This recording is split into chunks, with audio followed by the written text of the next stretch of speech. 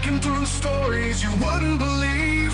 Cold case trails and courtroom scenes. Whispers from the grave and media dreams. Truth is stranger, hearts beat faster. In the shadows of a news disaster. Scrolling deep where secrets hide. You found the stories time won't deny. Headstones and headlines, the tales collide. Justice and mystery, side by side. From backwoods clubs to breaking news lines, you shine a light where the silence lies. Oh, headstones and headlines, you dig where the truth won't die. Small town rumors and urban fear, a voice for the lost who can't speak here. Through every name, through every case, you hold the truth in a steady place. Cameras roll but justice lingers. Truth unravels through careful fingers. You tell the story, speak their names in a world that's quick to look away. Headstones and headlines, the tales collide.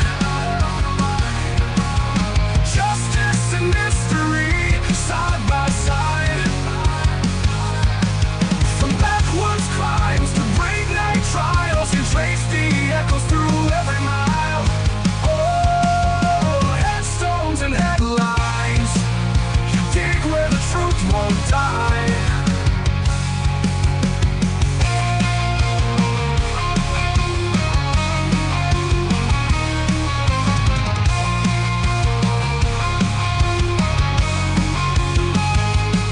Some run from the dark, you walk right in with a question and a camera lens. It's not just a crime, it's the lives they led. The voice is still talking from the books unread. Headstones and headlines, the veil is thin. Truth gets louder when you begin. With every view, with every line, you bring the forgotten back to life. Oh, headstones and headlines, you dig where the truth won't die. Yeah, headstones and headlines,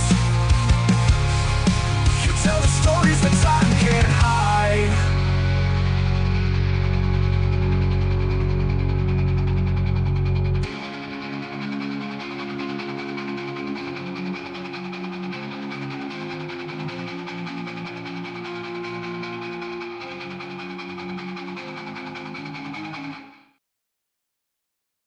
Hey everyone, happy Monday. It is, well, it was a little bit warmer here today, but man, it got cold fast. And we got about, I would say probably 1/8 of an inch of ice overnight. So thankfully I didn't have to go anywhere today. And it did warm up enough where I could clear off the ice off my car, and I cleaned most of my driveway and the sidewalk. But now it is windy and snowing, and tomorrow I have an appointment, so hopefully it isn't too bad. But we're supposed to get snow every day until I think Thursday, but it's not like a ton of snow. It's like an inch or two per day, which is more than enough. So thanks for being here. I do appreciate it. I saw Blue was first. Hopefully you are on your way back. Rhonda, good to see you. And Rhonda, it says new member, but then it says member for 1 month. So that happened to somebody yesterday, I think, too. But thank you so much for renewing your membership. I appreciate it. And so do the kittens. The kittens. Let me make sure I say my T's. Sinner, thanks for being here. Nanny.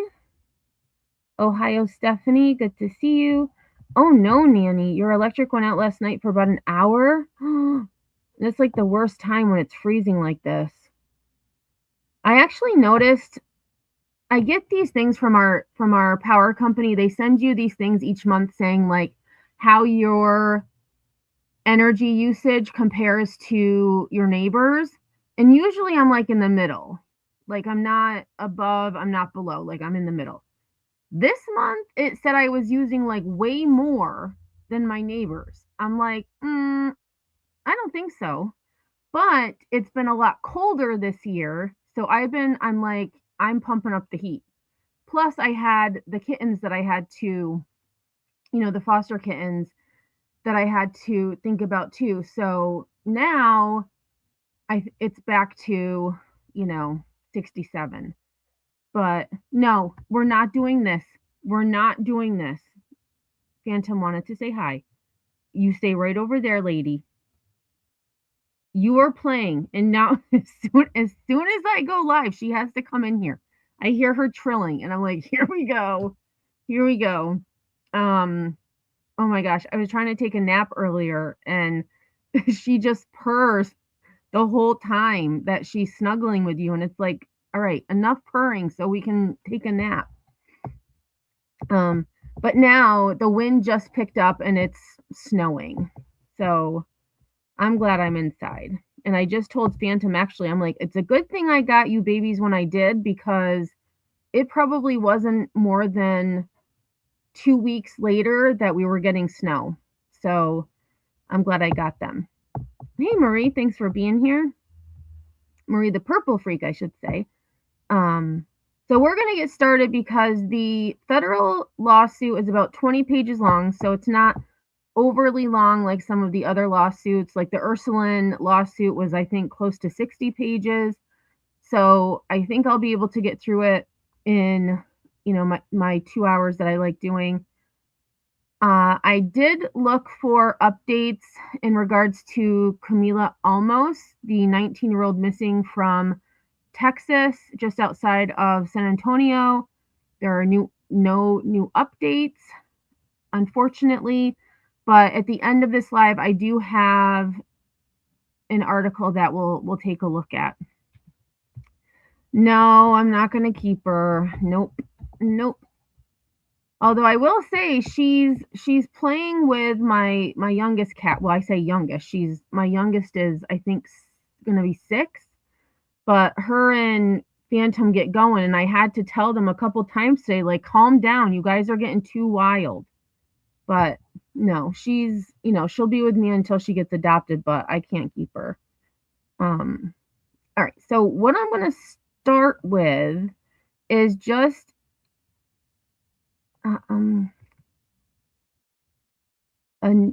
where is it? A clip that I found in regards to the federal lawsuit being filed. Hey, Curious, thanks for being here. So we'll take a look at this, and then I have the statement that the district attorney had released in regards to the status of Jesse Butler going from adult to youthful offender, which I think was just fluff. Wasn't serious. She just kind of said the same thing, just to keep it politically correct. For those of you who don't know who Jesse Butler is, he is a now 18-year-old who was charged with several counts of rape by different means, kidnapping, assault and battery, violation of a protective order. I know there was another one, and I can't think of it. I'll have to look it up. Give me 1 second.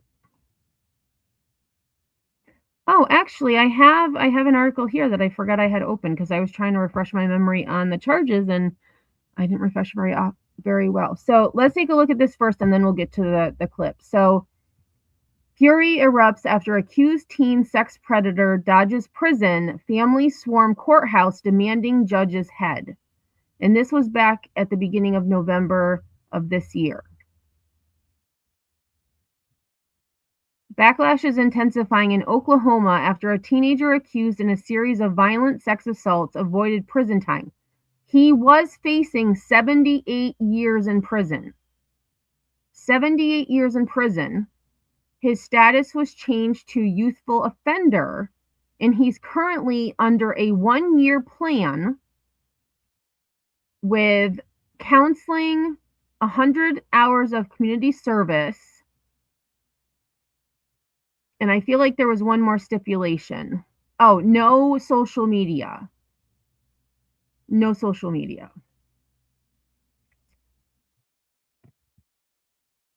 Hey, Marie, thanks for being here.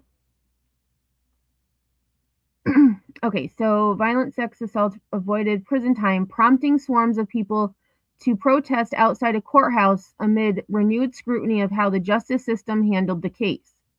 Images show more than 100 people gathering outside the Payne County Courthouse Wednesday, carrying signs demanding justice after 18-year-old Jesse Butler avoided prison under Oklahoma's youthful offender law.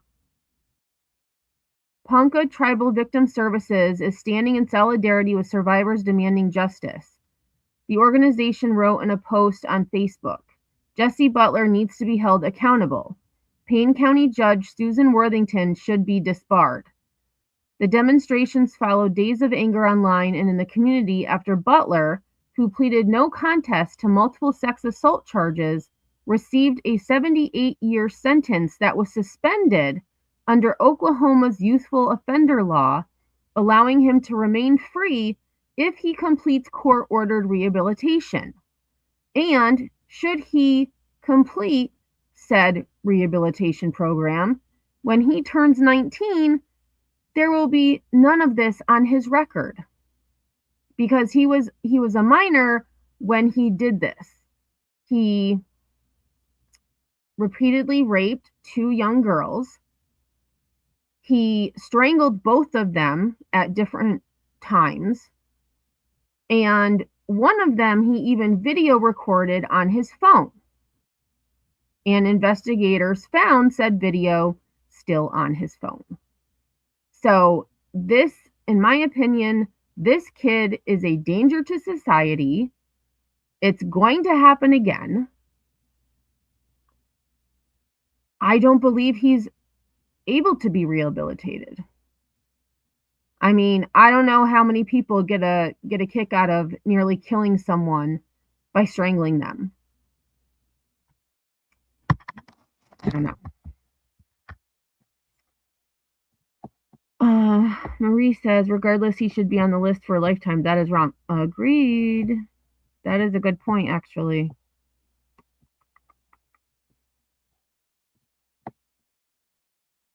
Okay. A spokesperson for Stillwater Public Schools told Fox News Digital that staff had met with police last week to prepare for possible protests, designating areas for demonstrators and media and placing extra officers on campus, quote, out of an abundance of caution, end quote. We condemn sexual assault and violence in all its forms, the school district shared in a statement. Our thoughts, prayers, and hopes for justice are with the victims in our community and everywhere. Well, this didn't turn out well for the school because they are also named in this civil rights lawsuit, specifically Title IX. Oh, I like that sign. Rapists belong in prison. Yes, ma'am, they do. The Stillwater Police Department said in a release, it is working with Stillwater Public Schools to investigate, quote, recent phone calls and messages to the district regarding the enrollment of student Jesse Butler, end quote. While the language used in the phone calls and messages are vague and not directed at specific school sites, students, or staff, all concerning communications and any potential threats are taken seriously and investigated fully. Authorities said additional patrols have been added out of an abundance of caution. Butler, who was previously a Stillwater student, does not attend in person and is barred from school property and events. A newly released body camera video shows the moment Butler was arrested last year, part of an investigation that began after multiple girls accused him of brutal sexual assaults. I mean, just say rape. I hate when they just say sexual assault. He raped them. And I know YouTube doesn't like that word and whatever. It is what it is. Then 17, Butler pleaded no contest to 10 rape-related charges and 1 count of violating a protective order. Although he received a 78-year sentence, the term was suspended under Oklahoma's youthful offender law, allowing him to remain free if he meets strict rehabilitation terms. And here is one of the young girls. I believe this is the one where her neck, she had to have surgery. And the doctor had told her that if he had strangled her another 30 seconds, she would not be alive.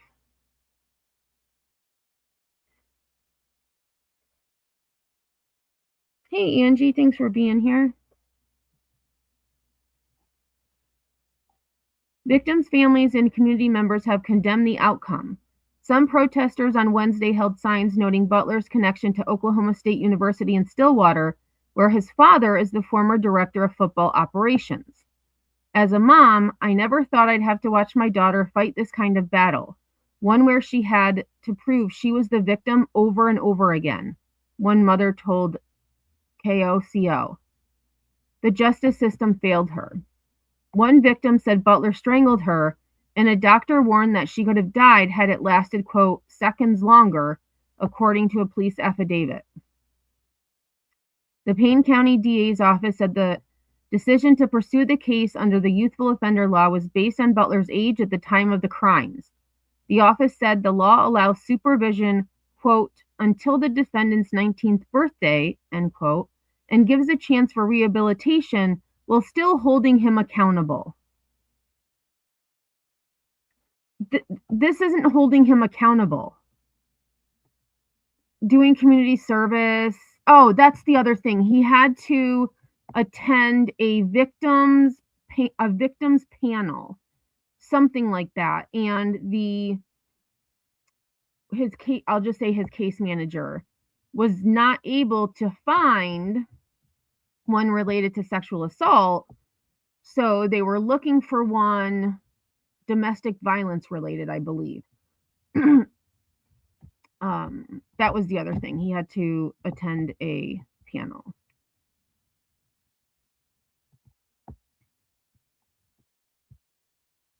Representative Justin J.J. Humphrey called the ruling unacceptable and said he plans to petition for a grand jury review. If that don't set you on fire, your wood's wet, Humphrey previously told Fox News Digital. You know what I mean? You've got a bad deal. That sets me on fire.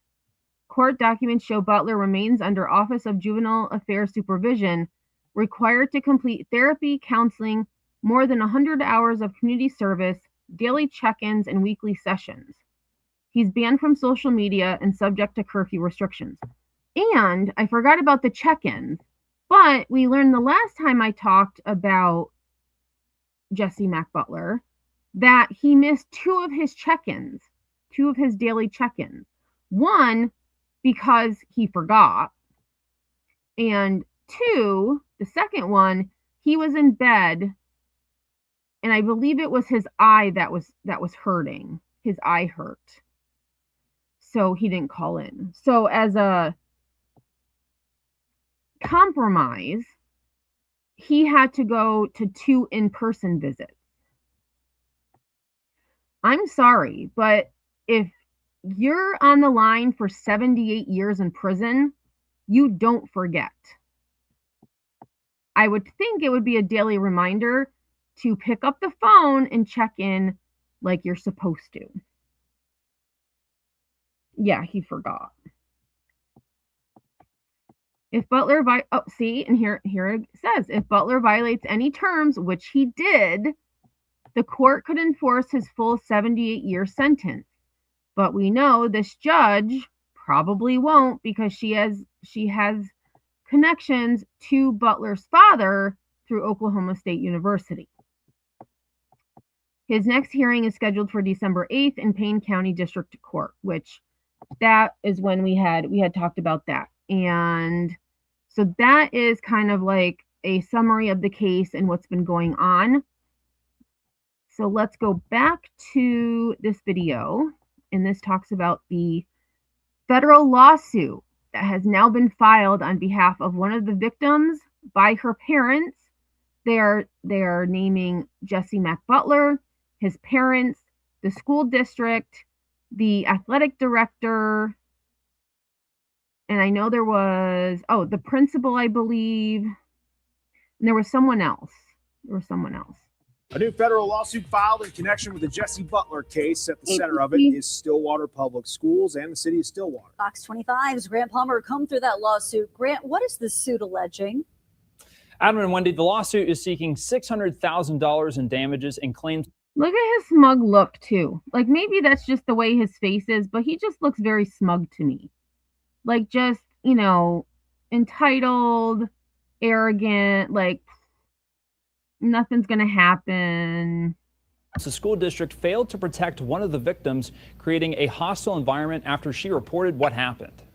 A federal lawsuit filed Monday is seeking damages from Stillwater Public Schools, district leadership, and the city of Stillwater for failing to protect one of the victims in the Jesse Butler rape case. The justice system here in Stillwater has allowed a violent sex offender to walk free. Butler was arrested and charged with 9 felony counts for sexual abuse and assault and battery. However, he was granted youthful offender status after he accepted a plea deal.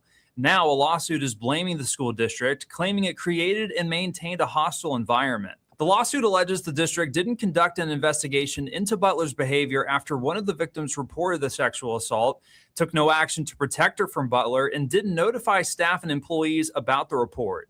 Jesse, why did you rape those girls? Jesse, do you have anything to say to the victims, Jesse? Why did you rape those girls? The lawsuit says an emergency. And kudos to those reporters for asking those questions. I know normally I'm like, why are they asking those questions? They're so disrespectful. They have no empathy. But with this kid, I'm glad they were asking those questions, because let's not forget what he did. And I feel like that's what this judge decided to do. It's not like he, was selling marijuana, or he got caught with, I don't know, a weapon at school. I don't know. This kid is a violent person. He is violent. He is a sadist. He enjoys, that just reminded me, with the one girl that he was strangling, when she came to, he was laughing at her. Laughing. He thought it was funny. That is sadistic. And to do this when you're 17,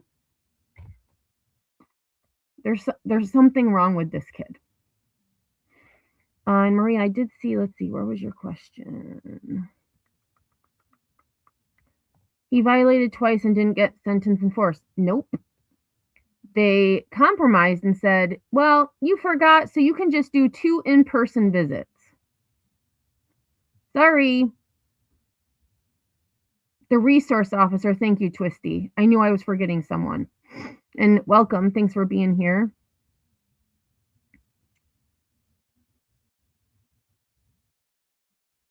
Yeah. And my thing is, why didn't they didn't change his status until he was sentenced? So they're like, okay, he pled no contest, he's facing 78 years. Oh, we're going to change his status then, so he doesn't go to prison. Like, something ain't right. Something ain't right. He did. He recorded it. Yeah. He wasn't even institutionalized for a forensic review. And that's the other thing, that they had done I don't know if it was a forensic review, but they did like a psych testing, and the judge ordered that it not be released, which I think it should be. People should be able to see what was concluded. That is true too, Twisty. He violated the RO, and I think it was at a school event. He decided to be within 6 feet of one of the victims. And I believe it was an outside event. So it's not like he, was in a small room, which he shouldn't have been in the room anyways if the victim was there. Yeah. There's no way. This is outrageous.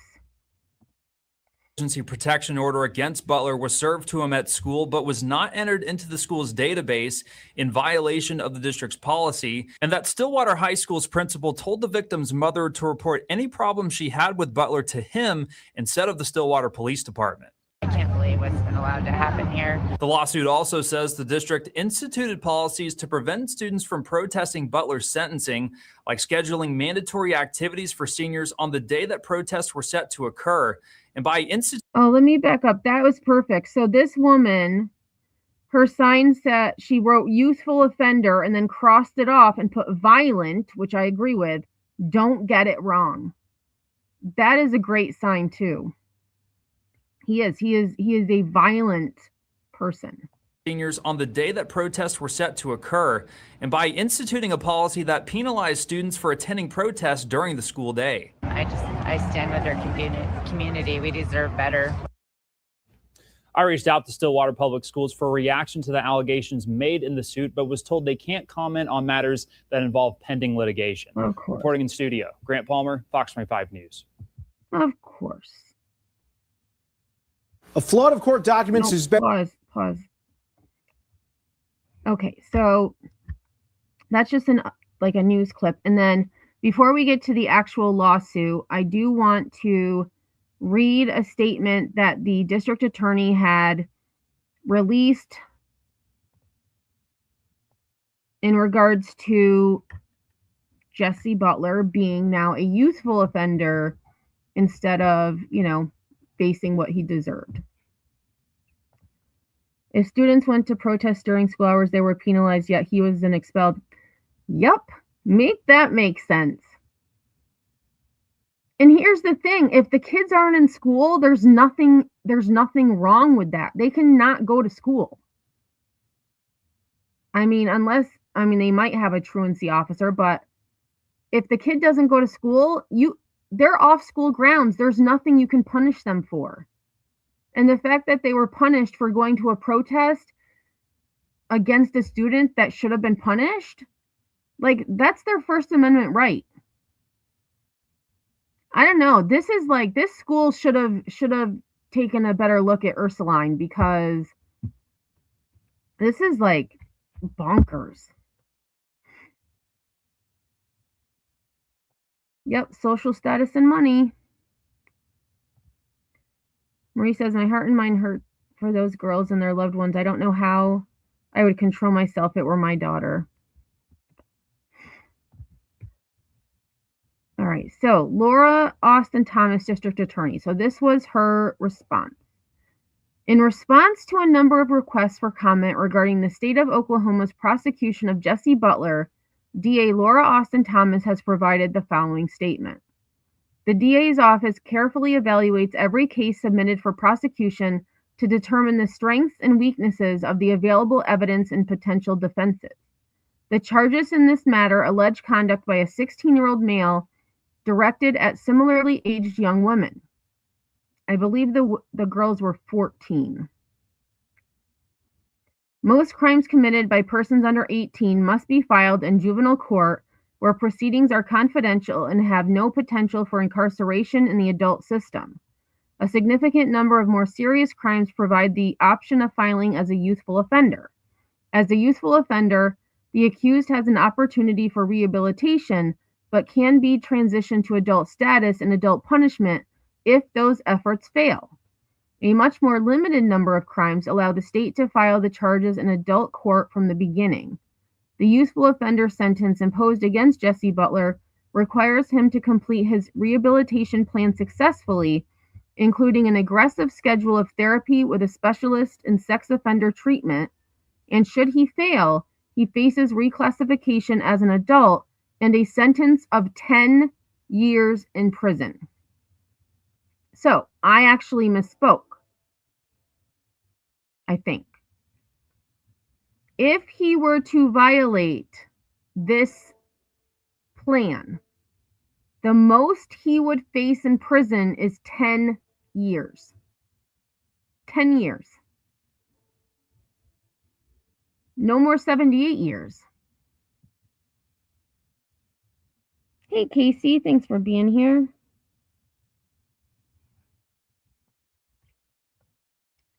Years of experience tell us that juries often struggle with convicting defendants based upon delayed reports of sexual assault between people in ongoing consensual dating relationships, and the trial process can be very traumatic for victims. Well, what we also learned is that the victims in this case wanted their chance to speak out and tell their story. They wanted to speak out, and they were silenced because of this decision. They were also not informed of what was going to happen. Definitely check out my last live, and I thought I had a playlist for Butler, but I don't, so I will do that after this live. We read through the victim impact statements that were included in the court docs that were released, and those girls deserved their day. They deserved their day, and they didn't get it. Nonetheless, after consultation with the victims and their families, we learned that was not true, because we heard from one of the girls' lawyers who said, no, we were not consulted. We chose to file this matter and to file it in adult court rather than juvenile court in order to bring the serious behavior issue into the public eye, and with hopes of avoiding a later reclassification of the case to juvenile status. In accordance with Oklahoma law, this filing decision then afforded the defendant the opportunity to seek certification of his charges to youthful offender or juvenile status. We explained that youthful offender was the most likely final outcome, particularly because the 2 counts of attempted rape were the only alleged crimes among the 11 charges that even qualified the case for filing in adult court, and additionally, because existing law strongly favors providing offenders under 18 an opportunity for rehabilitation. The ultimate resolution of the case, reached without either victim having to testify or face cross-examination in a contested proceeding, included the accused agreeing not to challenge any of the allegations and to be sentenced to the outcome described above, including the potential for imprisonment in the penitentiary. Ooh, big deal. So he pleaded no contest, meaning he didn't admit his guilt either.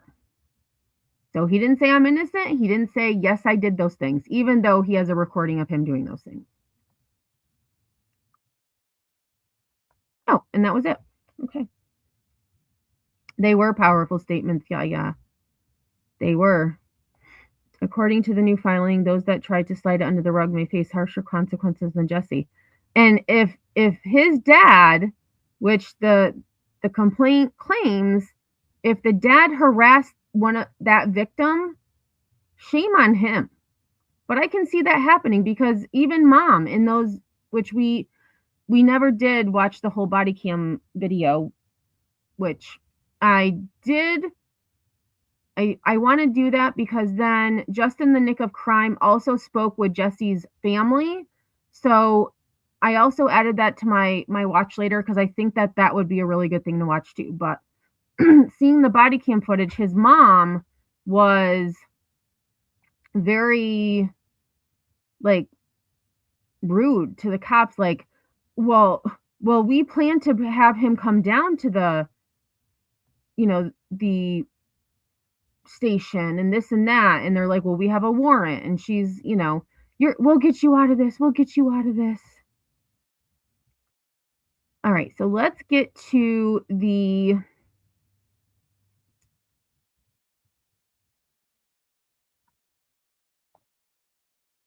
lawsuit,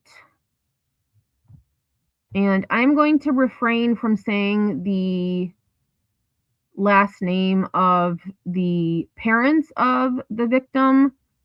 I don't know if it's said in the rest of the document. You may see it, but I'm not going to say it. I noticed that the news clip that we just watched actually blurred also the plaintiffs. So they didn't just blur the family of the victim and the victim's initials themselves, but they blurred out all of the plaintiffs that were named, which I think is interesting.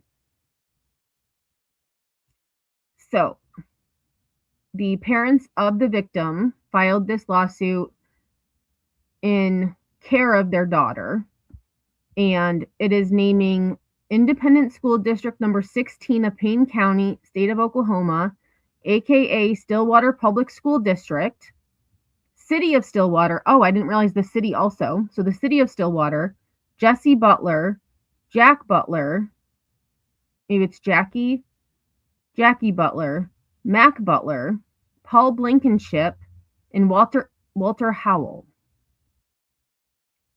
Jury trial demanded. I would demand too. Twisty says all the signs were there and the parents did nothing. Jesse would bang his head off the wall in the locker room repeatedly if he was upset. Parents could be held liable. Me too, Curious. I feel like he's going to do it again too. No doubt. He says if his dad attacked the victim, it's evident that his son will not be rehabilitated. That's it. Well, and then I think, like, what 16, 17-year-old has in their mind these violent, sadist thoughts? Like, I'm going to strangle a young girl, and then I'm going to laugh about it. Like, do we think it's learned behavior, or is it just inherent behavior that their mind is just messed up? I tend to think it's the latter, that it's, that's just something they're inherently born with. But I don't know. What's his dad like? What's his uncle like? What was his grandfather like? I don't know. All right, so complaint. Plaintiffs, for their claims of relief against defendants Independent School District number 16 of Payne County, state of Oklahoma, aka Stillwater Public School District, City of Stillwater, etc., etc. So all of those. Parties, jurisdiction, and venue. Plaintiff is a resident of Payne County, Oklahoma, and was a resident there during the incidents which give rise to the claims for relief set forth herein. Plaintiff is a resident of Payne County, Oklahoma, and was a resident there during the incidents which give rise to the claims for relief set forth herein. Plaintiff LS is the minor child of plaintiffs, is a resident of Payne County, Oklahoma, and was a resident there during the incidents which give rise to the claims for relief set forth within. At all relevant times, LS was a student attending Stillwater High School in Defendant School District. LS is a deaf, hard of hearing individual and has an individualized education plan, IEP, to accommodate her disability.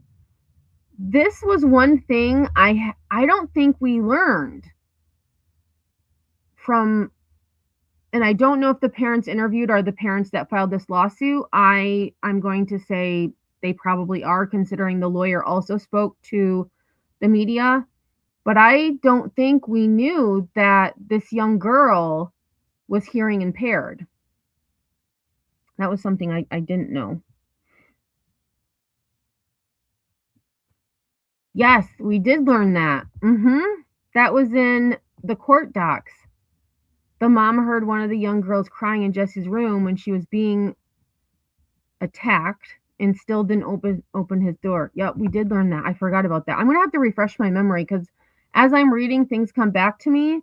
But there's so much in this case that there's no excuse.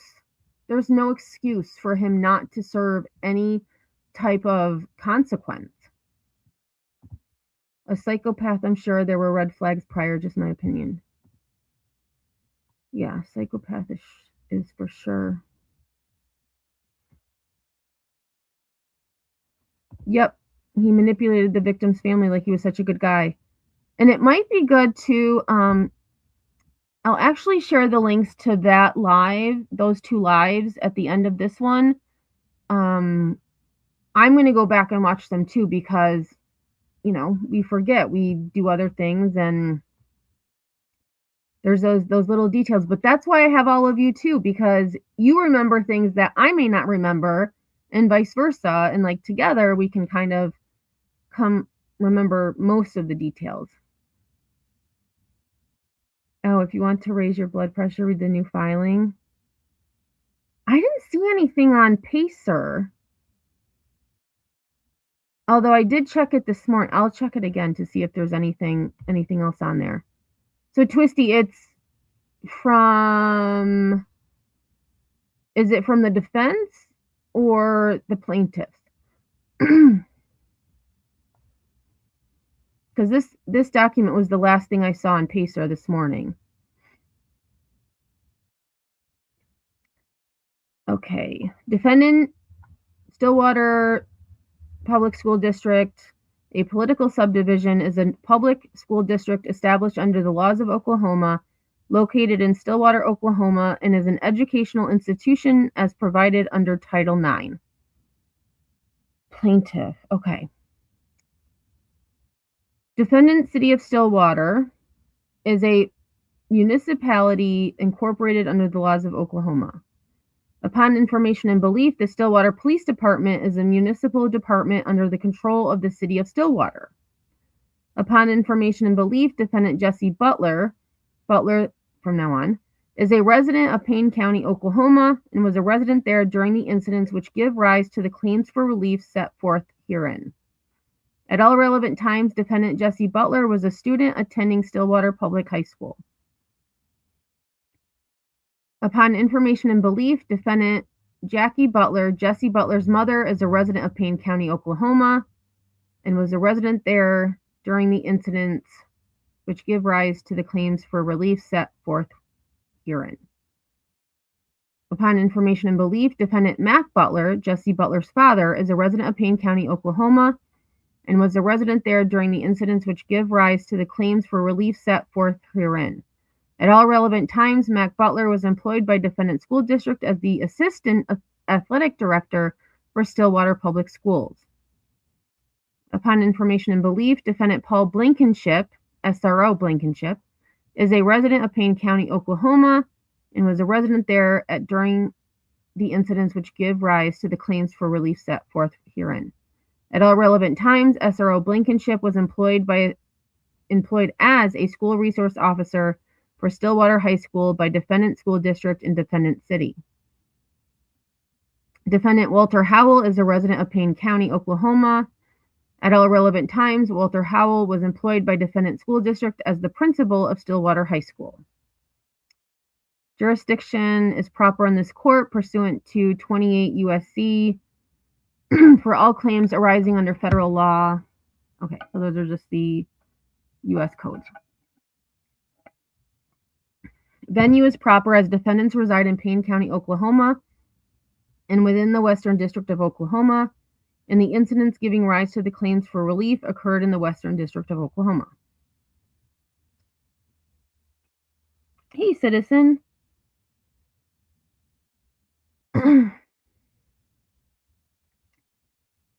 All right, let's see.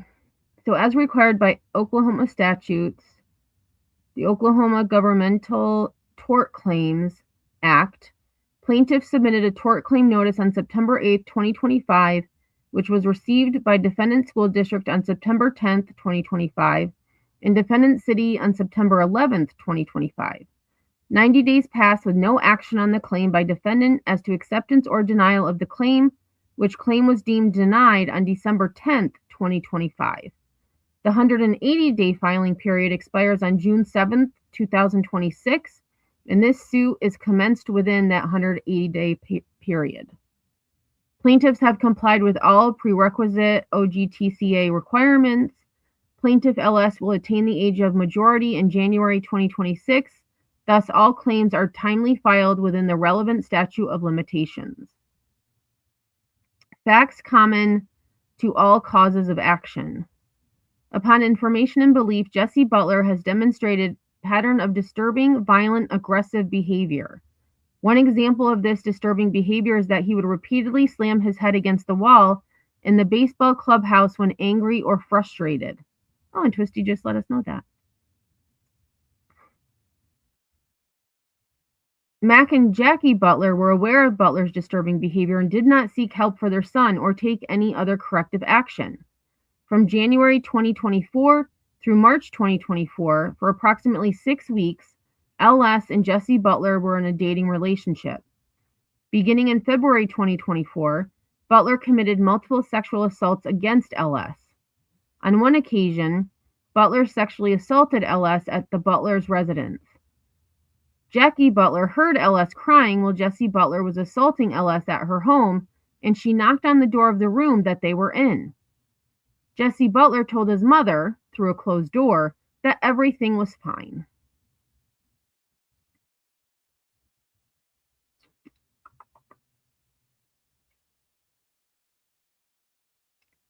Jackie walked away, and Jesse continued assaulting LS. On one occasion, in a Walmart parking lot, Jesse Butler forced himself onto LS, put his hands around her throat, and strangled her. A doctor later informed LS that she nearly died when Butler strangled her. LS required surgery to repair the damage that Butler caused to her throat. On or about September 11th, 2024, LS became aware that another girl was a victim of Butler. While discussing Butler's abuse at church with the other victim, a youth worker overheard the girls and informed them that unless the girls reported Butler within 24 hours, the youth worker would be forced to report Butler. Well, good for that youth worker for not, turning the other way. On September 12th, 2024, LS reported to the assistant principal, Tommy Grant, that Butler had sexually assaulted, strangled, harassed, stalked, and abused her. Grant called SRO Blankenship to the office, who interviewed LS. SRO Blankenship stated LS would have to get her story straight with Butler's other victim, and that she would have to go to the Sayville Center for Child Advocacy to make sure she was telling the truth. What? Let me read that again. That doesn't... What? So the SRO told this young girl she would have to get her story straight with the other victim, and that she would have to go to the Sayville Center for Child Advocacy to make sure she was telling the truth. We're not just going to take her word that she was telling the truth. Like, what? I'm going to skip that part. Defendant school district did not perform an investigation into Butler's conduct after LS's report. Defendant school district took no action to protect LS from Butler. Defendant school district did not notify staff and employees about LS's report. Right, and so that's the thing. If there's a lot of things that as a teacher I don't know about my students, there's times when they have court or they have other things going on, and it's a need to know basis. And if they didn't at least let the teachers these kids had know, that is very bad, because those kids should not be in the same room ever.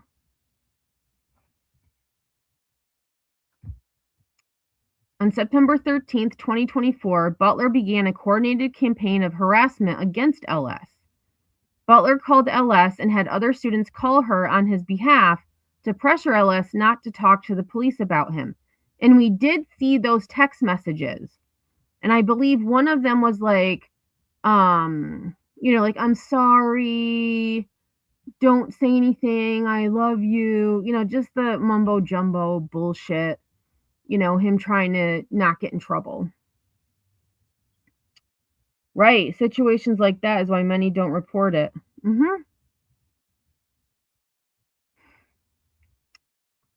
On September 20th, 2024, LS was cheerleading at a Stillwater High School football game. Butler took pictures of her from the stands, and then he went down onto the track where LS was cheering so that he could harass and intimidate her. Butler was not authorized to be on the track. Despite Butler being visibly and obviously where he was not supposed to be, no one from defendant school district removed Butler from the track. Okay, so that's more specific. We knew it was a sporting event, but we didn't know what it was. So now we know it was a football game, and he deliberately went onto the track where she was.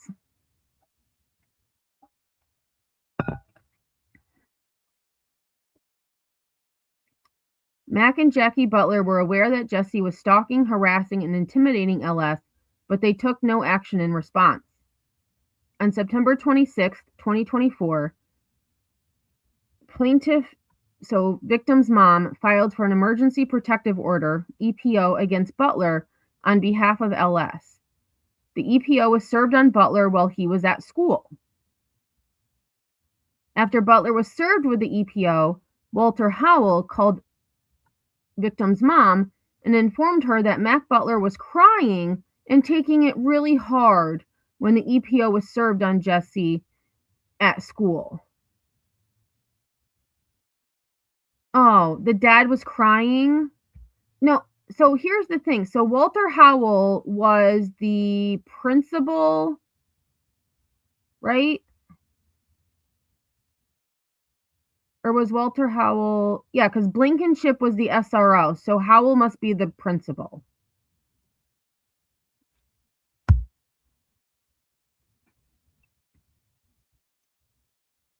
Why would you call the mother of the victim to tell her that the father of the violent offender was crying and taking it really hard?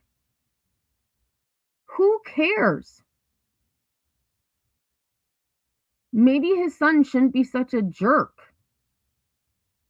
Wow, that is incredible. That really makes me mad. Talk about, I don't know the right word. I was thinking like manipulation, but it's not really it could be emotional manipulation. Like, oh, look what you did to him. He's crying. Intimidation, I guess it could be too. Like, what the hell, dude?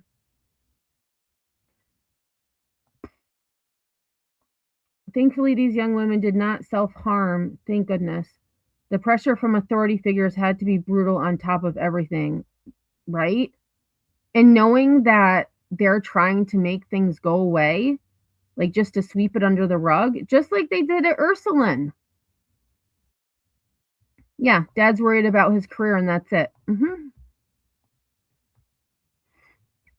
During that phone call, Howell requested that victim's mom report any problems with Jesse directly to him instead of the Stillwater Police Department. I hope that mom recorded the phone calls. Wow. In response to Butler being served with the EPO on campus, Defendant School District instituted a new policy that EPOs are not authorized to be served on students while they were on the school campus. Well, if there's a protective order and it's a school day and a judge signs it, it's in effect right then. So what? They're saying you have to wait till the kid leaves the school while they're with the victim? No, not cool. The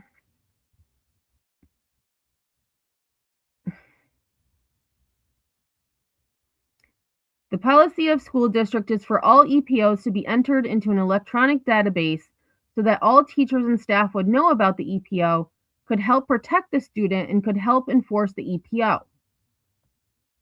LS's EPO against Butler was not entered into this database that fall. On multiple occasions that fall, Butler stalked and harassed LS at school, excuse me, and at school-sponsored events. Mac Butler harassed LS on campus. Mac Butler would stand outside the cheer barn and glare at LS when she went there for games. On December 9th, 2025, LS's deaf or hard of hearing specialist called victim's mom because LS was uncharacteristically struggling with her school assignment. When victim's mom informed the specialist about Butler and the EPO, the specialist had no idea what victim's mom was talking about. Okay, so the hearing impaired specialist must work at the school and probably worked with the young girl on assignment and, you know, called mom and said, "Hey, I'm noticing this. It's not her normal work. She's not doing as well as she usually is." And then the mom explains what's happening and she knows nothing about it.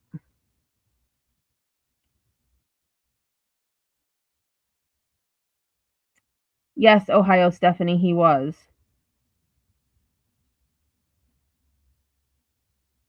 Yeah, call them to the office with all the proper right. I mean, you don't have to do it in front of like the student body. You know, call them to the office, tell them you can't be here anymore, and escort them off campus. That's it. It doesn't need to be a show. Victim's mom complained to Assistant Principal Grant about the staff not being informed of LS's situation. Grant responded by emailing LS's teachers to give grace on missing work because LS was having a, quote, rough go of it, end quote.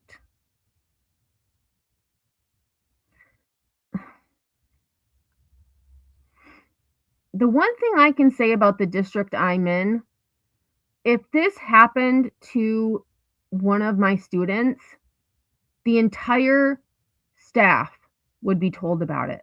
Not just the teachers that personally had them in class. The entire district would know.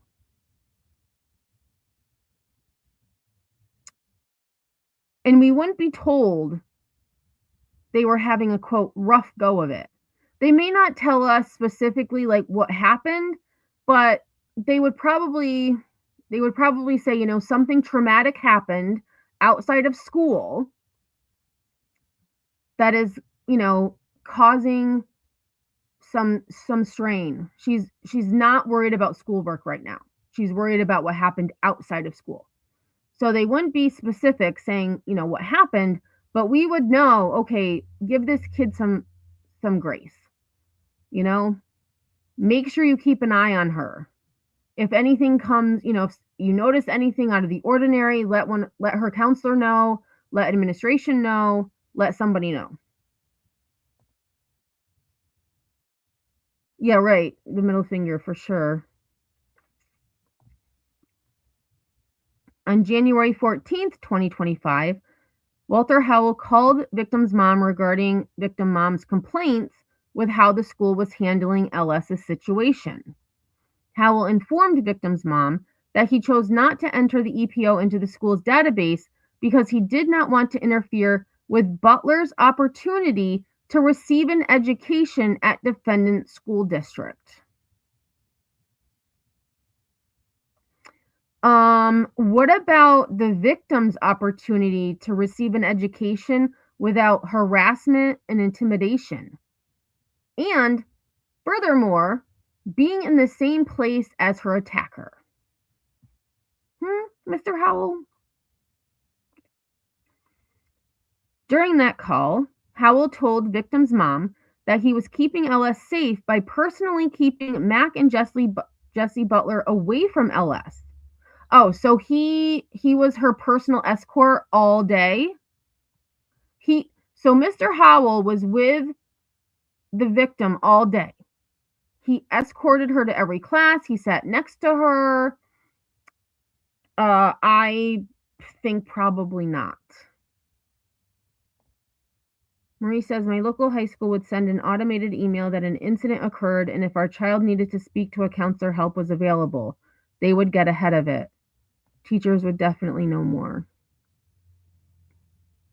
Pookie.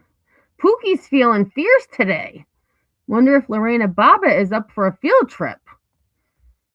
Whew, I don't know. What is she up to these days, you know?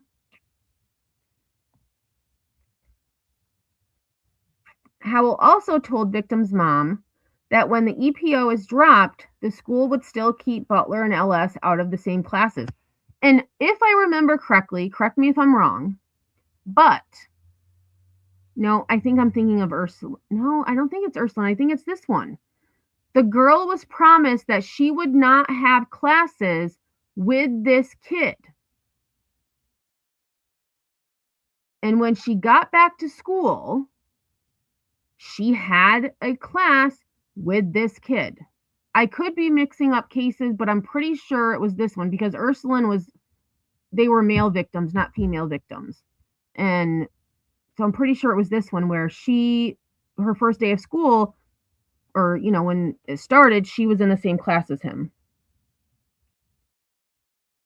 Pookie, no joke.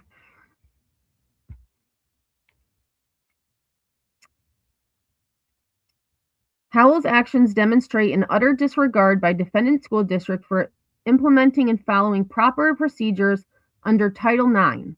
Defendant school district's only concern was to protect Butler without any regard for his victims. Yes, yes, yes. I agree. On January 22nd, 2025, SRO Blankenship pulled LS out of class for a private meeting, which is against school policy. At the meeting, SRO Blankenship informed LS that he was aware of Butler's habit of stalking LS in the school parking lot.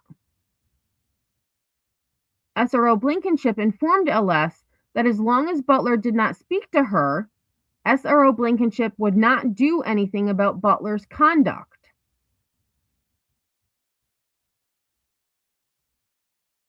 What? So he's also protecting this menace. So he saw Jesse stalking her in the parking lot, but unless he said a word to her, he wasn't going to do anything about it.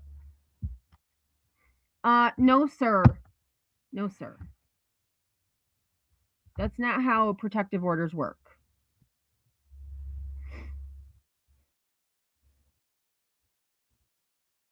Right. Witness intimidation for sure. That's actually a good way to put it. Witness intimidation.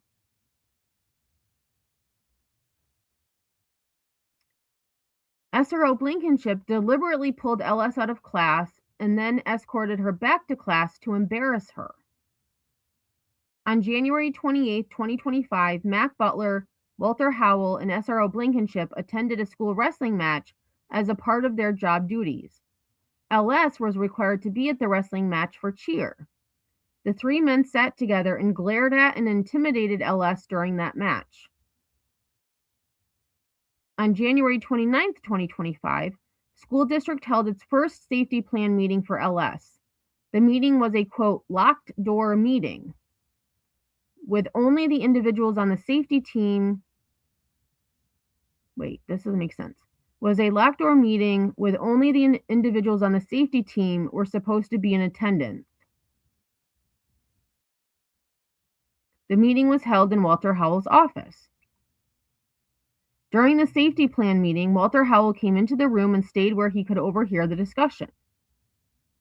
Howell then left the door open, which was adjacent to the front office, so that the meeting could be overheard by individuals in the front office.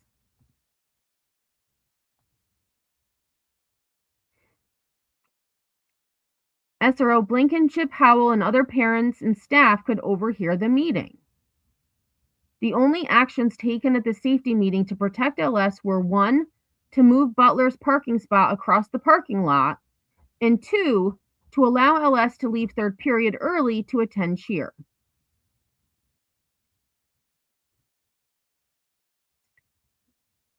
Like, moving a parking spot doesn't prevent someone from stalking someone in a parking lot.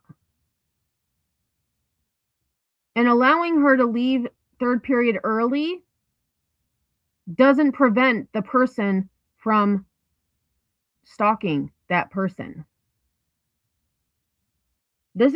I agree, Nanny, it's really messed up. And we're getting a lot more detail, which makes me even more pissed off. School teachers and staff were not informed of LS's safety plan. which means her third period teacher, of all people, should know that she's able to leave early, but wasn't told. SRO Blankenship was required to attend LS's safety meeting as part of his duties as a school resource officer, but he did not attend the meeting. On January 3rd, 2025, victims' parents complained about SRO Blankenship's conduct to his supervisor, Lieutenant Cluck. That's such a cool name, Lieutenant Cluck, at the Stillwater Police Department. After listening to the victims' parents' complaints, Lieutenant Cluck told the Selbys that SRO Blankenship is friends with the Butlers, so they should not hold SRO Blankenship's conduct against him. What? If this was actually said, this is complete bullshit. SRO Blankenship is friends with the Butlers, so they should not hold his conduct against him. What happened to impartiality?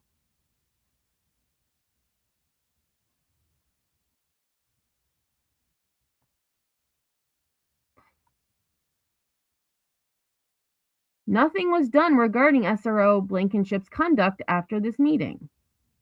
The school held a safety meeting for Butler approximately 1 week after LS's safety meeting. The school held this meeting because it believed that Title IX required them to treat Butler equally to LS.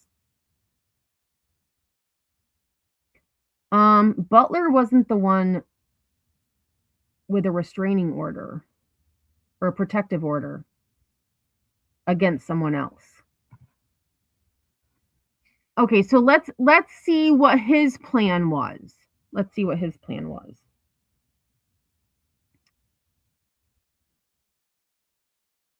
Butler's safe people were designated as Mac Butler, Walter Howell, and SRO Blankenship. Well, isn't that convenient? The Three Musketeers. On February 5th, 2025, Butler violated LS's EPO. So how long ago? So that was January 30th.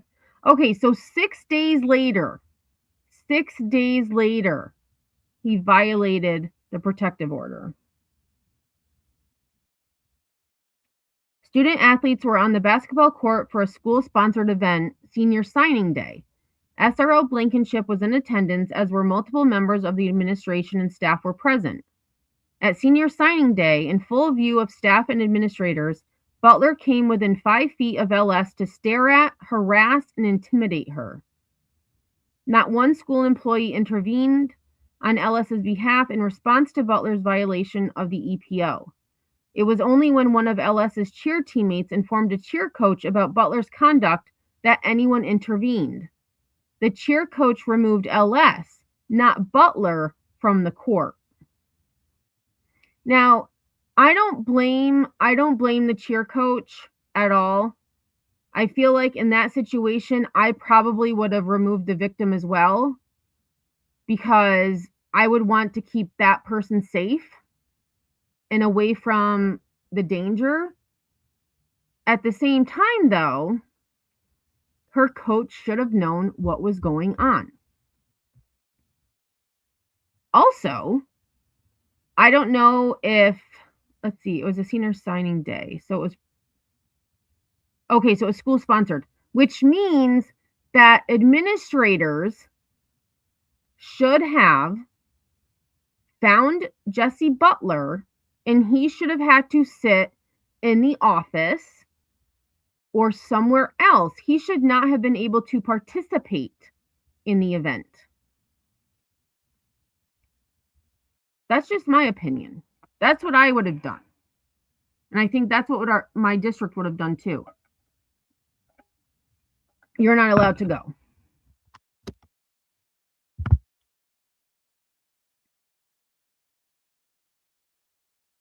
The only action the school took to support LS after the EPO violation was informing her that if LS wanted to attend an activity and she informed the school ahead of time, Butler would not be allowed to attend that activity. I mean, that to me, that makes sense. That makes sense to me. Would they have adhered to it? Probably not. But I actually agree with the school doing that. Like, if she wanted to be somewhere, to let them know, and he would not be allowed to attend. I actually agree with that. But at the same time, they should have done more in relation to Jesse Butler violating that protective order, but they didn't. And administrators, when they saw him at that event, should have told him to leave. Or they would call the police and he would be in violation of his protective order. Oh, I see you, Casey. Have a good time. On February 10th, 2025, the school had its second safety plan meeting with Jesse Butler and his family. Mac Butler, Walter Howell, and SRO Blankenship advocated for Butler not to have any consequences from the school for violating the EPL. Oh, see, I spoke too soon. I should have kept reading. After Jesse Butler's safety meeting, the school asked LS not to attend any baseball games or related events because it would interfere with his ability to participate in the baseball team.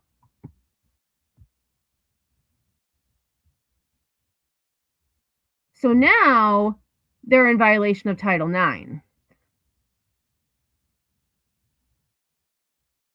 I mean, this whole thing is in violation of Title IX, but this specifically, they're asking the victim not to attend any games or related events because he wouldn't be able to play baseball. Boo fucking who.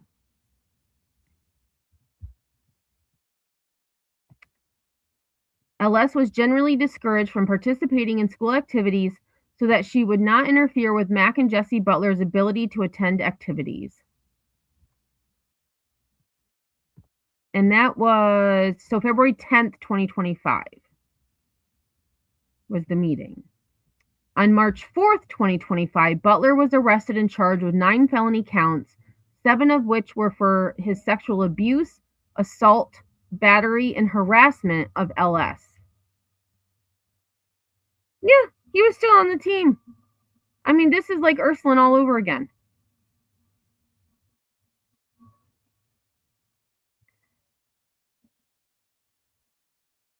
Yep.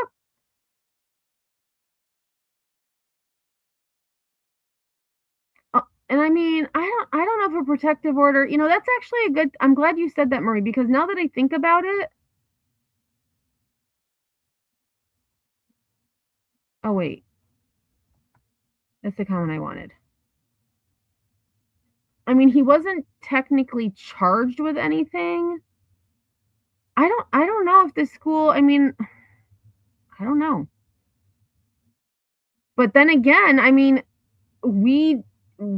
if the baseball coach didn't know about the restraining order, nobody told him. I mean, I would see why he would still be able to participate. I mean, at this point, it's the administration's responsibility.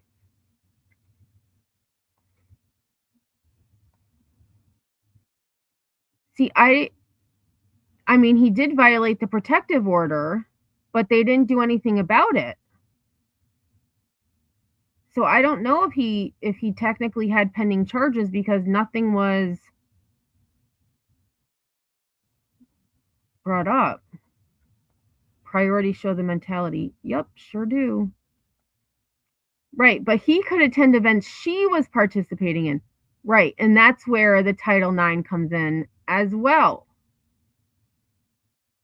They were looking out for him, but not her, and she's the victim. I know, Curious. This is super crazy.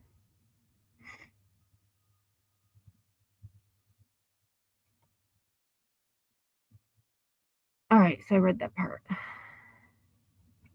Butler pled no contest to the criminal charges and was sentenced as a youthful offender to community service. After Butler was sentenced, members of the Stillwater community went out to protest the light sentence he received.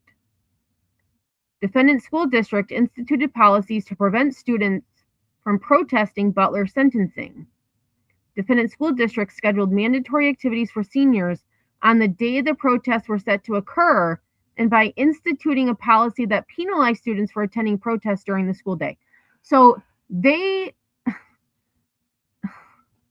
didn't just penalize them for attending the protests.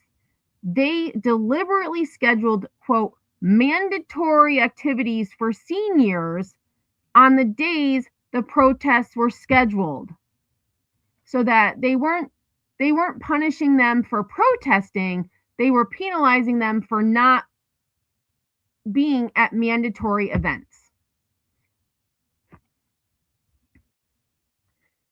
I'm wondering, Marie, like, where's this? That's a good thing too. What about the superintendent? Where do they stand on this?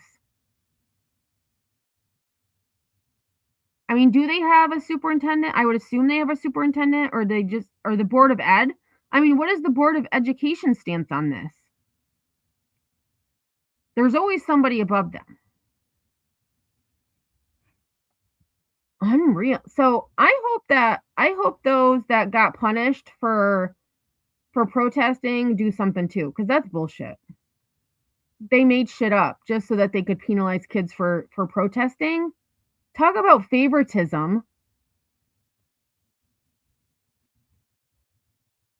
Oh, Marie says here, if you get caught drinking, you are off the team even if you're captain. Wow.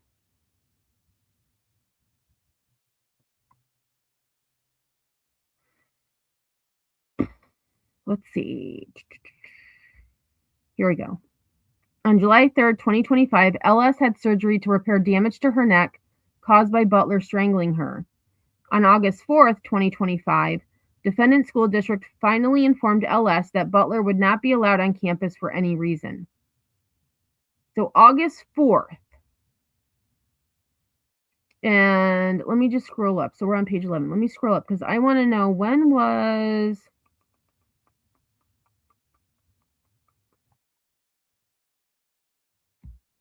Okay, so September 26th, 2024.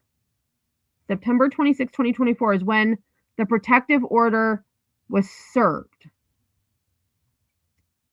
September 2024.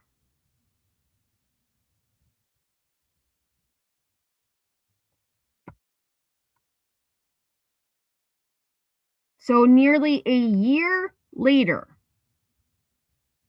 so 11 months later, is when they finally told Jesse Butler he could not be on campus.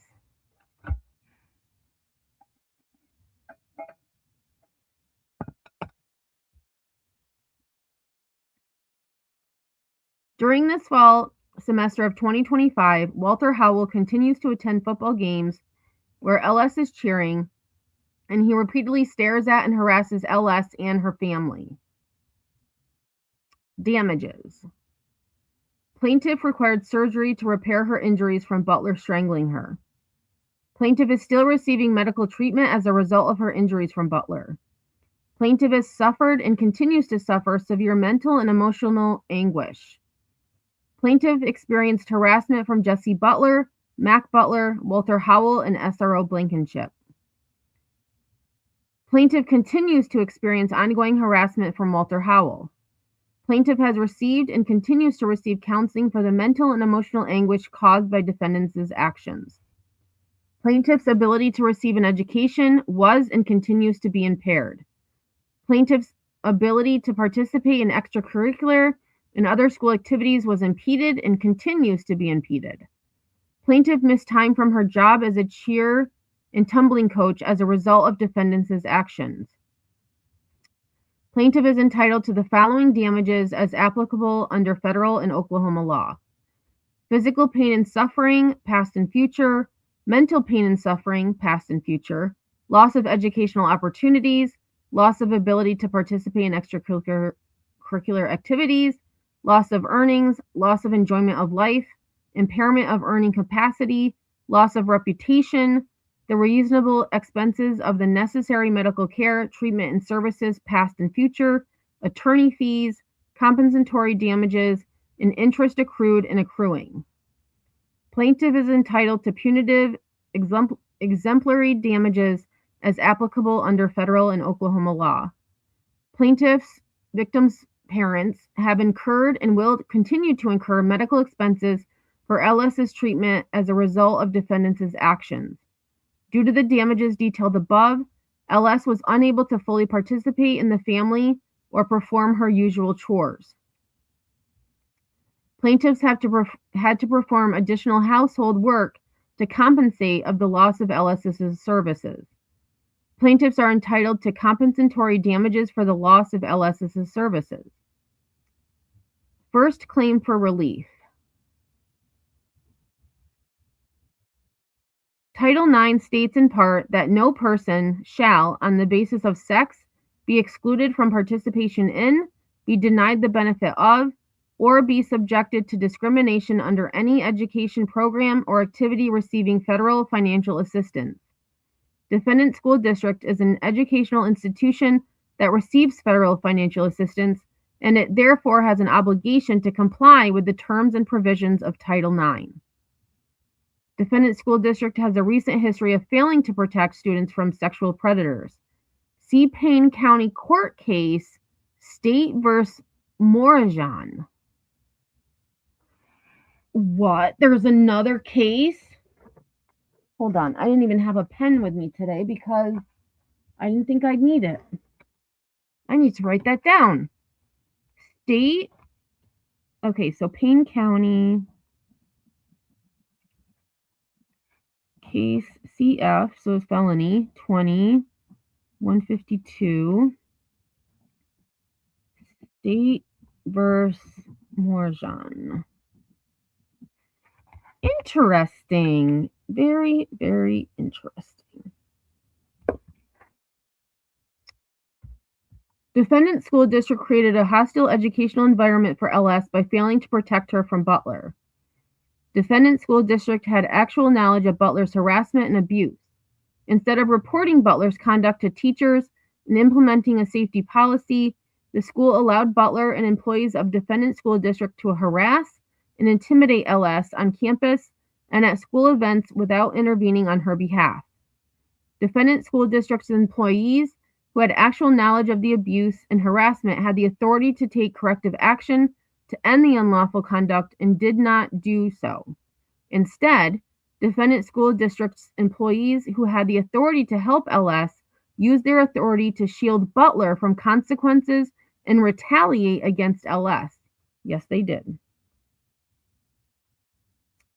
Defendant School District created a hostile education environment and retaliated against LS by A, failing to investigate Butler's conduct, failing to stop Butler from harassing and intimidating LS on multiple occasions, failing to notify its employees regarding LS's emergency protective order after it was entered against Butler, failing to enter LS's EPO into the school's electronic database so that teachers and administrators would receive notice, delaying the implementation of a safety plan for 4 months after the service of the EPO, refusing to enforce LS's EPO after Butler stalked and harassed her on campus, allowing Butler to violate LS's EPO in full view of teachers and administrators, allowing its employees to engage in a pattern of harassment and intimidation on school property, interfering with LS's safety plan meeting, taking inadequate actions to protect LS even after the implementation of the safety plan,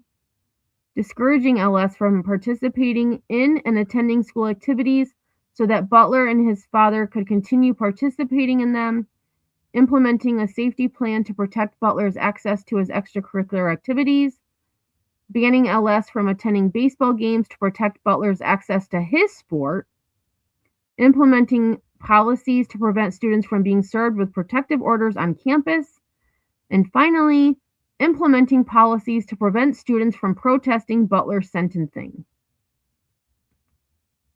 Hey, Green, how are you? I agree. Absolute injustice. That's a good way to put it. The abuse, harassment, and discrimination suffered by LS was so severe, pervasive, and objectively offensive that it deprived her of access to the educational benefits and opportunities provided by the school. LS is entitled to compensatory, special, and punitive damages as detailed herein as a result of Defendant School District's Title IX violations. LS's damages are in excess of $75,000, exclusive of costs and interest. LS is entitled to an award of punitive damages as a result of defendant school district's Title IX violations. So, second claim for relief. After LS reported Butler's sexual assault and harassment, defendant school district acted with deliberate indifference to her rights. Defendant school district allowed a hostile environment to exist after LS's report. Instead of protecting the victim and ensuring her safety, defendant school district took actions and implemented policies to protect Butler at LS's expense. That is actually, I think that sums it all up. They protected him instead of her, and she suffered because of it. Defendant school district allowed its employees to engage in a pattern of harassment and intimidation against LS. LS is entitled to compensatory, special, and punitive damages as detailed herein as a result of defendant school district's equal protection violations. LS's damages are in excess of $75,000, exclusive of costs and interest. LS is entitled to an award of punitive damages as a result of defendant school district's equal protection violations. Third claim. Oh, and I didn't even read what the claim was. Oopsies. This was violation of equal protection. Okay, so then the next one is intentional infliction of emotional distress. Plaintiff LS incorporates by reference all preceding paragraphs as if fully set forth below.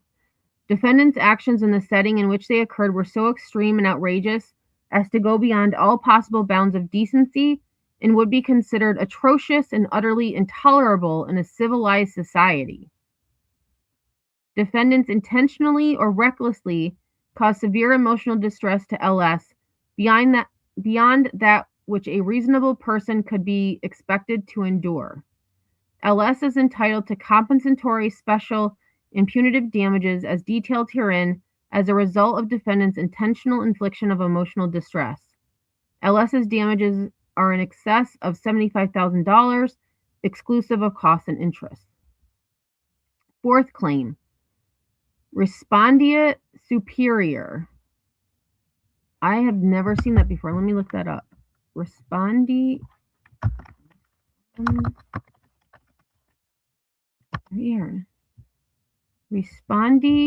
superior. So, according to Google, it is Latin for let the master answer, is a legal doctrine making an employer liable for an employee's wrongful acts if those acts occur within the scope of employment, meaning the employee was acting for the employer's business. Okay, so that makes sense. So the employer is liable for Butler's actions. That's what I'm taking from that. Plaintiff LS incorporates by reference all preceding paragraphs as if fully set forth below. Defendants Mac Butler, Walter Howell, and Paul Blankenship were acting within the scope of their employment when they intentionally inflicted emotional distress on LS. Defendants, school district, and city are directly liable for the actions of their employees while in the scope of their employment. Fifth claim, negligent hiring, supervision, and retention, and gross negligence. Defendant school district and defendant city had a duty to LS to hire, supervise, and train Mac Butler, Walter Howell, and SRO Blankenship. This is very reminiscent of the Ursuline lawsuit as well.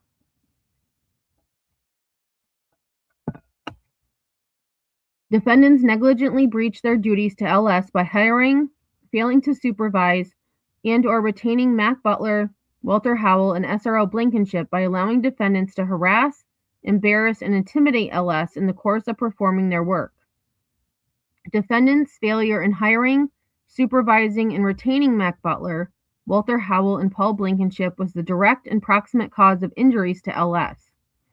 LS is entitled to compensatory and special damages as detailed herein as a result of defendant's negligence. LS's damages are in excess of $75,000, exclusive of costs and interest. Defendant school district and city acted with deliberate disregard of LS's rights in their hiring, training, and supervision of Mac Butler, Walter Howell, and Paul Blankenship, that they were grossly negligent and punitive damage should be awarded against them. Walter Howell is still employed as the principal of Stillwater High School. Sixth claim for relief: negligence. Mac and Jackie Butler were aware of Butler sexually assaulting LS and could have prevented it. Jackie Butler overheard Butler sexually assaulting LS and negligently did not intervene. Mac and Jackie Butler's negligence was a direct and proximate cause of LS's injuries. LS is entitled to compensatory and special damages as detailed herein as a result of defendant's negligence. LS's damages are in excess of $75,000, exclusive of costs and interest. Seventh claim for relief: battery. Defendant Jesse Butler, without the consent of plaintiff LS, acted with the intent to make harmful contact when he sexually assaulted LS and strangled her as described above. LS is entitled to compensatory, special, and punitive damages as detailed herein as a result of Jesse Butler's battery. LS's damages are in excess of $75,000, exclusive of costs and interest. Fifth claim for relief: assault. Defendant Jesse Butler acted with the intent of placing LS in apprehension of harmful contact when he stalked, intimidated, and harassed her on multiple occasions as described herein. Plaintiff LS was placed in apprehension of immediate harmful contact as a result of Butler's conduct and suffered fright and terror. LS is entitled to compensatory, special, and punitive damages as detailed herein as a result of Jesse Butler's assault. LS's damages are in excess of $75,000, exclusive of costs and interest. Ninth claim for relief: negligence on behalf of victims' parents. Victims' parents incorporate by reference all preceding paragraphs as if fully set forth below. Plaintiffs' victims' parents are the parents of LS. As such, plaintiffs are entitled to the comfort, enjoyment, and society of their child. As a direct and proximate result of the foregoing, plaintiffs' victims' parents were deprived of the comfort, enjoyment, and society of LS. Plaintiffs' victims' parents are entitled to their consequential damages for LS's medical expenses and the loss of LS services as identified above. Wherefore, plaintiffs respectfully request an award of damages in excess of $75,000, punitive and exemplary damages, interest accrued and accruing, attorney fees and costs incurred, together with any other legal and equitable relief as is proper and just. Respectfully submitted, Morris Schreier Law Firm. And there we have it. There we have it. So, Twisty, was that what you were talking about, or is there a different filing that was filed? No one cared. Tell me that kid learned anything, but you can get away with one. Right.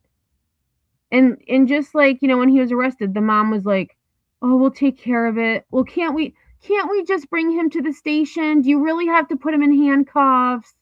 Like, and the female officer was like, "Yes, we have a warrant for his arrest." Like, no, you're not getting any special treatment. Okay, it was. Okay, I just wanted to make sure that there wasn't something else that came out. I feel like wasn't there something else I was going to show you? Oh, I was going to find the link to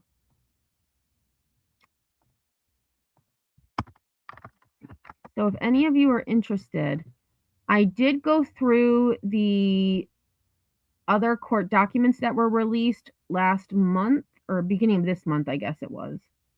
All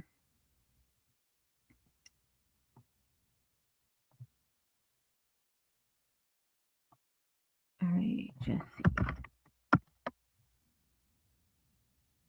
Okay, so I did do, let's see, so share.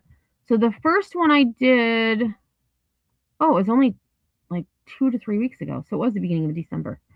So the first one is just kind of a summary of the case if anybody is interested. And what did I title this one? Oh, this is the court documents. Okay. So this first link is the I'll just put Jesse Butler court documents.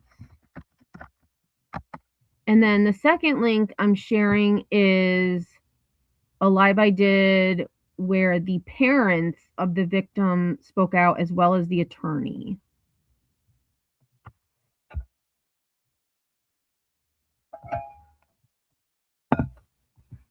All right, so family. I can spell. Attorney. So this link that I'm sharing now is the link to the live where the family victim's attorney speak out. So I would definitely take a look at them if you're interested, especially the one with the court documents, because it is graphic. I will make you aware of that, but it is very informative as well. And it goes into a lot of things that, a lot of the evidence that they had in this case that wasn't mentioned in the lawsuit. I do hope that they get their jury trial because something needs to happen. Like this is injustice. It's an atrocity, like they said in the court document. And something needs to give. Something needs to give. And just like Ursuline, these administrators are covering up what happened to protect their, quote, star athletes. It's bullshit. Complete bullshit. All right, so the last thing, kind of to change gears a little bit, I did want to just give... Oh, good thing I decided to do this. New dash cam video released in case of missing 19-year-old Camilla Almos. What? OMG. Oh, it's only 17 seconds, but we're going to take a look at this. Holy crud. Oops. And this was from 33 minutes ago. Okay, so I probably should read the description. Okay, so it says, the Bexar County Sheriff's Office says newly discovered dashcam video shows Camilla walking along Wild Horse Parkway around 2 blocks from her home the morning she disappeared. Okay, and I'm not sure where she's going to be at. I'm going to slow this down a little bit because it is only 17 seconds. Let's go to half speed.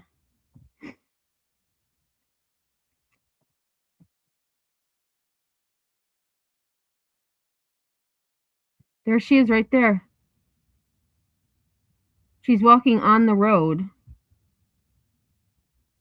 And she's also not walking against traffic. She's walking with traffic, which I hate when people do that. And she's also not using the sidewalk, which is a little weird. There she is.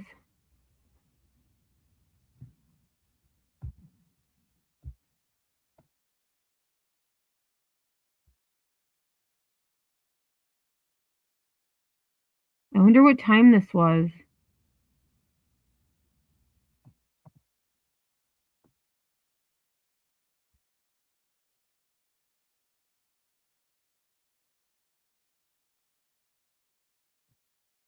Okay, so they enhanced it.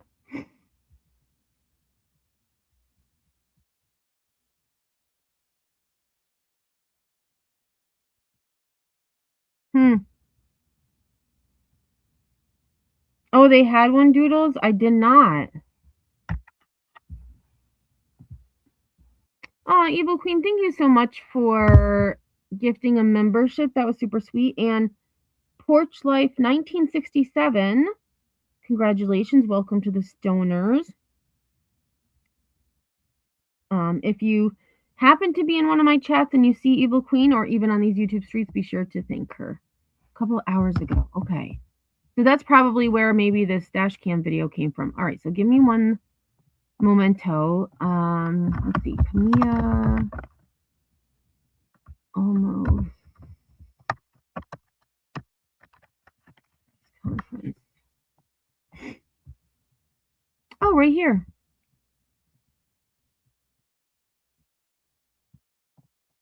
One. All right, we'll take a look at this because we still have a little bit of time till my 2 hours, so this is important.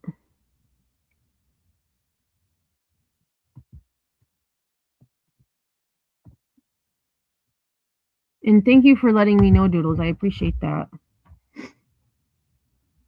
Okay, so this was an hour ago. Good afternoon. We're out here at the scene of our mobile command post.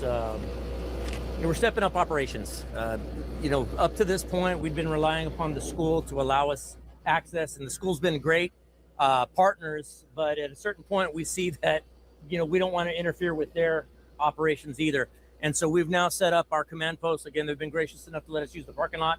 That way we can come out and do what we need to do without disturbing their ongoing operations. But as of now, as the last few days, we've been talking about the lack of video from the community. Up to this point, really the only thing that we had some videos and stills from her driveway, from the young lady's driveway, and what we believed was her right around 7 a.m.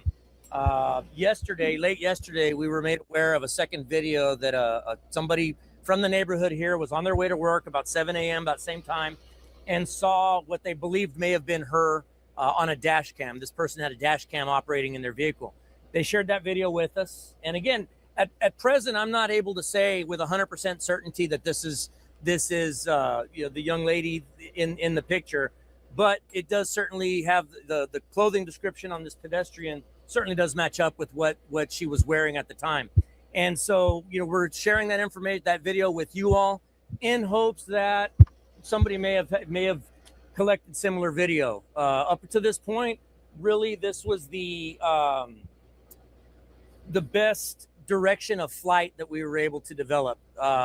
Again, at first, all we had was video right there, right around the residence, and so now, if this is indeed her, we've got what we believe to be a good direction of flight. And so what it looks like is that back over this way, is where the residence is. It looks like she may have come out onto Wild Horse Parkway and taken a left and was actually heading this general direction when a motorist driving to work passed her and was able to capture the video. Again, we'll share it with you all. She is wearing what we believe this young lady was wearing about the time that she was last seen. Light blue pajama shorts, if you will, and a dark colored top. And so we're asking anybody, again, with any information to please give us a call, 210-335-6000. You can also email us at bcsotips@bear.org. And what we're asking is, once again, folks from the community, if you've got any surveillance camera video, or if you've got a surveillance camera that maybe you haven't had an opportunity to check up until this point, please make it a point to look. Again, the last video that we have is about 7 a.m. Christmas Eve morning. But, again, even if you don't live here in this immediate neighborhood, maybe you live 2 or 3 communities over, hopefully it doesn't cost you much more than time to just look through your surveillance camera video from later that day and let us know and let us be the judge of it. What we don't want is somebody to go, well, I'm not 100% sure that it's her. It's just a video of somebody, the top of somebody's body walking up my street. Show it to us, send it to us. Let us be the judge of whether it's something usable or not. What we don't want you to do is feel silly calling us, and in reality, you're holding on to something that could help us out with this case. Any questions to this point? What resources do you have right now? Is the FBI involved? We've heard some of those reports. The FBI has been involved up to this point. The FBI is always a good partner with us, and so right now they've been helping us out with going through some digital devices, some digital evidence, enhancing video, things of that nature. Homeland Security has also been helping us out with regard to checking outbound flights, border crossings. Not that we have any direct information that would lead us to believe that she left the country, But again, we would be remiss if we didn't check everything. And so, at present, there's nothing to share with regard to that. But again, we're thankful for our federal partners for giving us access to their databases that they have. Esta tarde voy a dar más información tocante esta niña que se fue de la casa el día 24 de diciembre. Las vecindades nosotros tengamos en esta escuela con ella que es a niña, even en esta vecindad, nos pueden llamar. At this point, that's the prevailing theory based upon the video that we have. Unless we have evidence to show otherwise, we believe that she did walk away from the residence on her own. Any reason now, no, I mean, at this point, look, we've got several different theories working, and we've got to, the theories that we're working upon run the whole gamut of possibilities. We do have, unfortunately, some indications of suicidal ideations from this young lady in the past. We do know that there was some depression issues in the past, but as a young person, what young person doesn't have bouts of depression at a certain point? So we can't necessarily afford to just say, oh, well, that must be what it is. We've got to consider all possibilities, from disappearing willfully to the possibility of of self-harm, to somebody may have taken her. Maybe, after this video, somebody may have taken her. And so we've got to consider all possibilities at this point. Unfortunate for us, we can't start narrowing that down until some evidence takes us to that, and we're not there yet. So what is being searched right now? What areas are being searched right now? Right now, physically, we're searching as close to this area here. But as we're able to, and as more resources are coming online, we're able to expand out a bit more. We've actually got a cadet class that's out here that's physically searching. One of our law enforcement cadet classes is out here searching. Mounted Patrol is out on the ground as well. The drones, the dogs, we've got some volunteer search groups that are out kind of doing their own thing, coordinating with us to the extent possible. But, we're concentrating our efforts on this immediate area. John Paul, I'm sorry. You have mentioned in the past that you believe she's in imminent danger. Can you elaborate as to why? Sure. With regard to the imminent danger, what led to the clear alert was the information that we had that there may have been some suicidal ideations in the past, some attempts to self-harm in the past were a consideration. And so, again, it's just one of the many theories that we're exploring at this point. But, obviously a young person like this, small in stature, very young, very impressionable, I would say anytime they're away from home, and we don't know where they are, there's always an immediate danger there.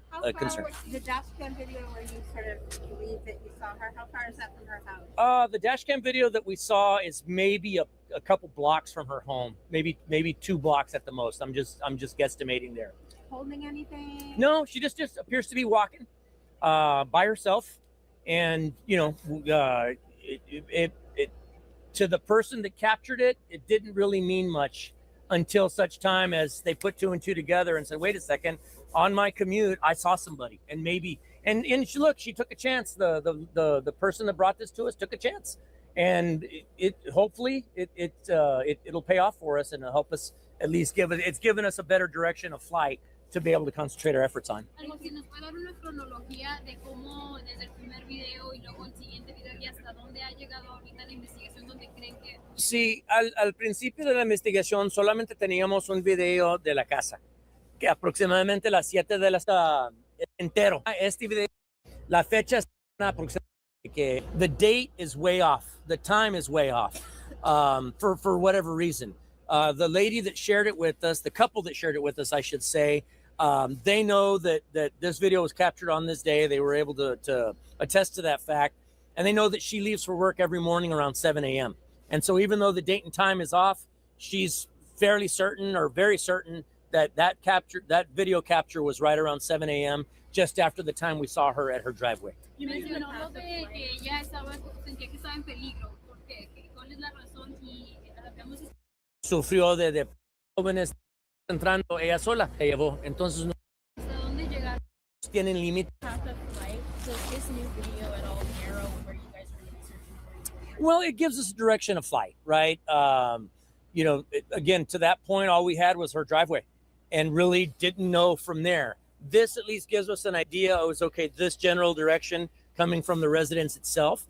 But with that being said, we still won't say with 100% certainty, it's got to be on this side. Well, we're still going to consider all things, but obviously it's going to steer us a little bit more strongly toward this direction, this general direction. But again, once she hit that roundabout that's back here, she could have gone anywhere from there. So it does narrow it down a bit, but just not 100%. So we were told that she goes on walks. That's normal. Mhm. So where she was, is that a normal place for her to go on her walk? It's a normal, along her normal route. From my understanding, this young lady was is a bit of a fitness enthusiast. She was very much into going to the gym and very much into walking. But again, normal part of her route. You mentioned digital evidence and digital devices. The FBI is assisting you with that. Can you elaborate on what those? Sure. She left behind a cell phone, which, as you know, a young person that age, or even a not so young person who leaves their cell phone behind, right? It's unheard of. But she left behind a cell phone. She left behind an iPad. And so we've had the opportunity to go through some of that digital evidence. Again, thanks to the help from our friends at the FBI. I can't part with too much from what was gleaned from that, but we were able to glean some information from it. As far as checking flights and ports of entry, are you doing that because something indicated she might have gone that way? No, there was no indicator that she left, but it's something we'd be remiss if we didn't check, because the last thing we want to do is spend a whole bunch of time searching this immediate area and then she flew to Mexico. There's no indicator here that occurred, but we had to check. Just like we had to check. I can tell you one of the things that I personally saw too yesterday is, she's a U.S. citizen. This young lady is a U.S. citizen, but we still checked with ICE to see, do you have anybody by this name in your custody? Again, not any indicator at all that ICE may have picked her up, but we know that ICE is operating heavily everywhere right now. And unfortunately, being a U.S. citizen is no guarantee that you're not going to get swept up in something. Thankfully, we were not. That didn't lead us to anything. They didn't. They indicated that they did not have her in custody. But again, we would have been remiss if we didn't at least ask that question.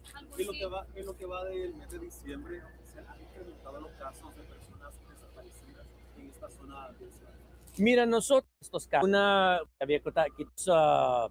Sabemos que las autoridades de Nuevo León en México, sé que en otros solamente que on the media folks here. For people that want to help. Right? Yes, sir. People in the community, Yes, ma'am. What can they do besides, anyone that lives in the neighborhood with video?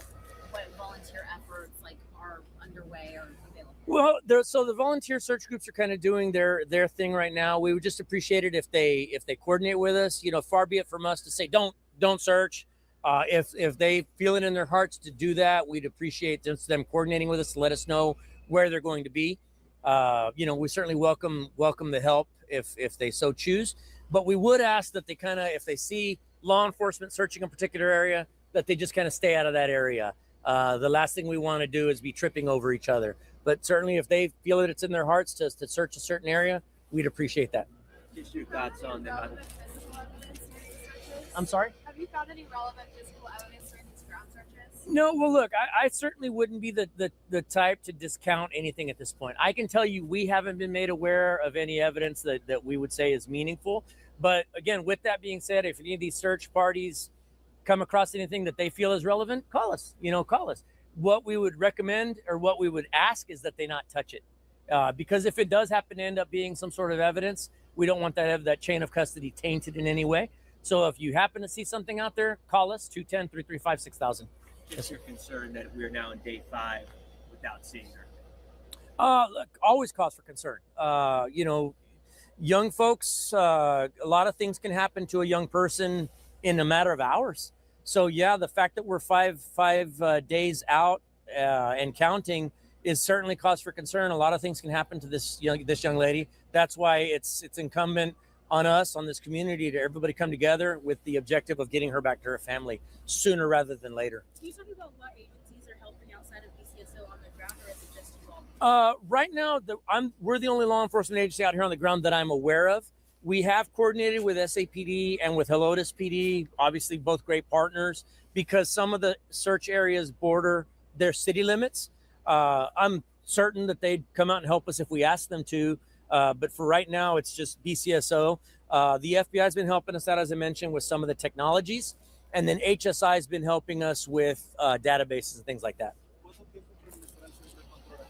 ¿Mande? Bueno, pues aquí vamos a estar por the premise that we're operating under. Okay.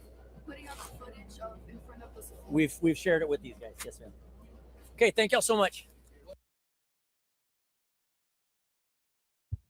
All right, so we'll just take a look at this again. And actually, I did look up. This Wild Horse Parkway is a huge street.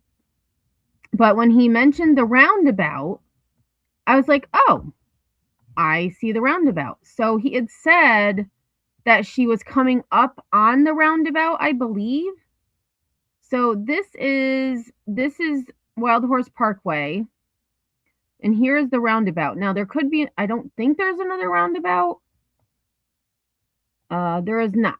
Okay, so this is the only roundabout there is on Wild Horse Parkway, which is right here.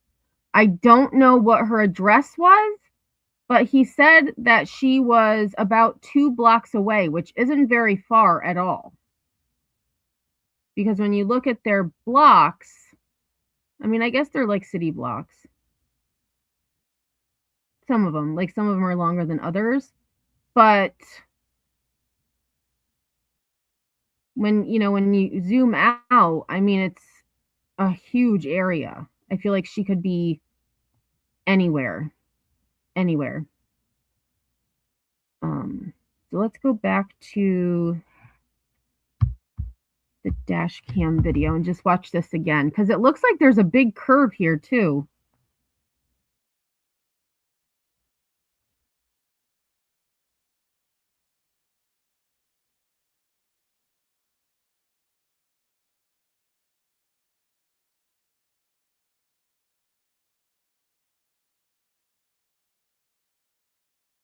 Craziness. Breaking news first at 4.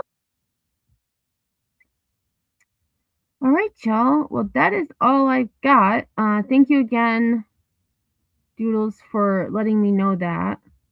Oh, wow. 29 months, Sinner. Oh, my gosh. It's almost, like 2.5 years. Holy hell. That's craziness. Oh, and you gifted memberships? Hold on a second. Let me get to live chat on my studio. So thank you so much. 5 memberships. Ohio Stephanie, B Crumbs, Marlena, Lindsay, and Remy all received the membership.